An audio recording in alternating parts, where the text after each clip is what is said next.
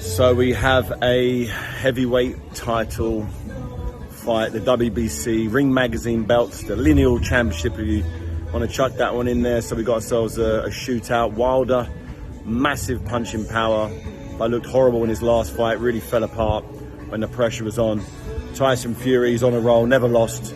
Momentum's something like, Wilder's never seen before. Well, he saw it in the last fight, but he claims he had some sort of serious injury with his arm, which didn't allow him to throw his signature right hand, which he's had effectively most of his success with.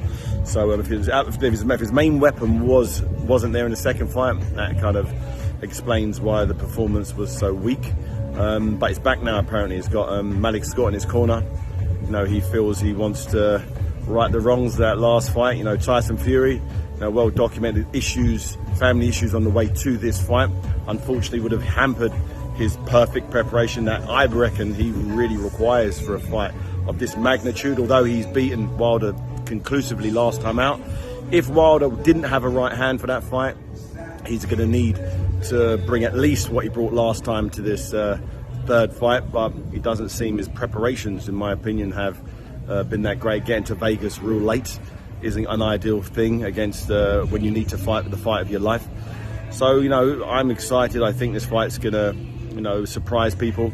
It's either going to go one or two ways real fast. Either Fury is going to continue what he did from the second fight, and that's just continued pressure, putting Wilder in his uncomfort zone and keep him in it until he folds. That's exactly what happened in the second fight. Or Wilder's going to catch him with that right hand like he did in the first fight and put him down, put him on his back.